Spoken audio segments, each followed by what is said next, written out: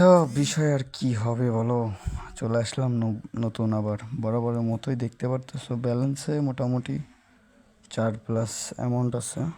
তো অনেক দিন আগে আমার যে বাইন্যান্সটা আর কি ব্যান্ড করছিল, বাইন্যান্স কোম্পানি, ওইটা আমি ব্যাক নিয়ে আসছি। কিন্তু বাইন্যান্সে কেউ লেনদেন করবেন না, এটা খুবই একটা জঘন্যতম সাইট, যেখানে আপনি 50,000 টাকা রাখলে ওইখান থেকে দেখা যাবে যে আপনার 30,000 টাকার মতো চার্জই নিয়ে নিছে তারা। তাহলে এটা কোনো কিছু হলো?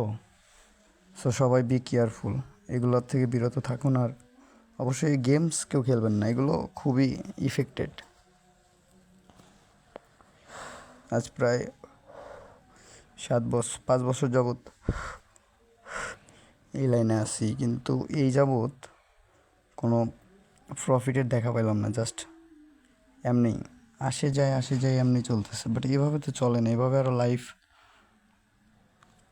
অনেক নিচে নেমে যায়। সো এগুলো থেকে সবাই বিরত থাকবেন। আর বেশি কথা না বলি, গেম প্লেটা এনজয় করতে থাকেন। प्यार तू रुक पे तेरे यादों।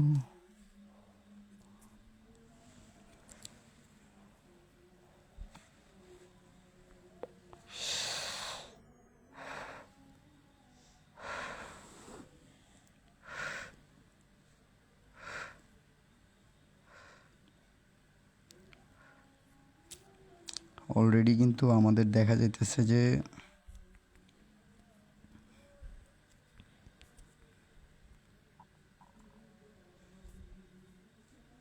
Net slow guys.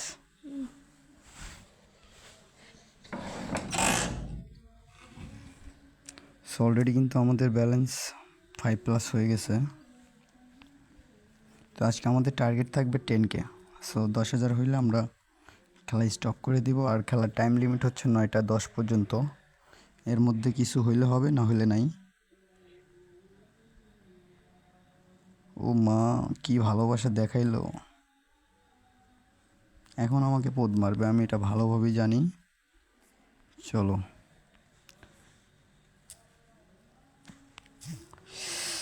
গাইস, আর অল্প কিছু হইলে কিন্তু আমার অলরেডি 6K হয়ে যায়। কি বালসাল SMS করে এইগুলো এখনো দেয়।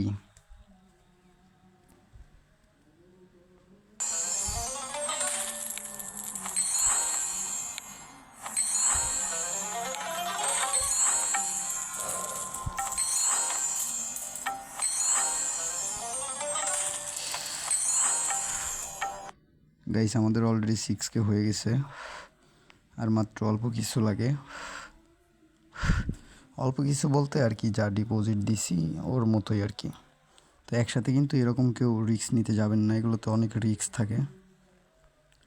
আর যেহেতু আমাদের অনেক বছর এগুলোতে আছি, এগুলোর অভিজ্ঞতা একটু জানা আছে আমাদের। সো আমাদের মনে হয় না এগুলোতে কোনো প্রবলেম হবে।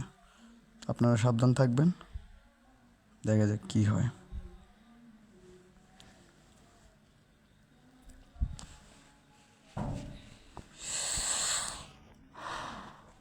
এর অবস্থা ভালো না।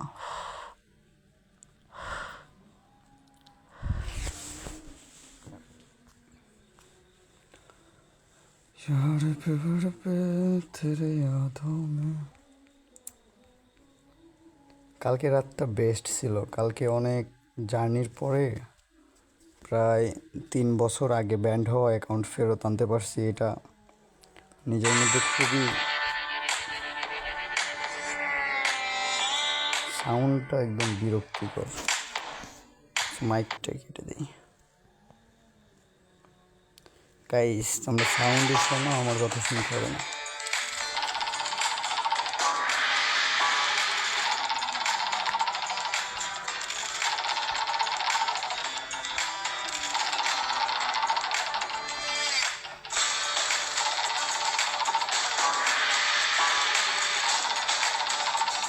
ব্যাক টু ব্যাক দিল না।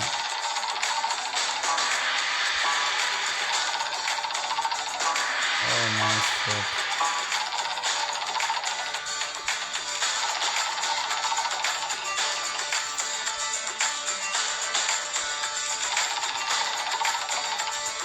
ওর কাছে আর থাকা যাবে না গাইস, অলরেডি দিয়ে দিছে, যা দেওয়ার দিয়ে দিছে। লাইটটা অফ। यार फिक्र पे तेरे यादों में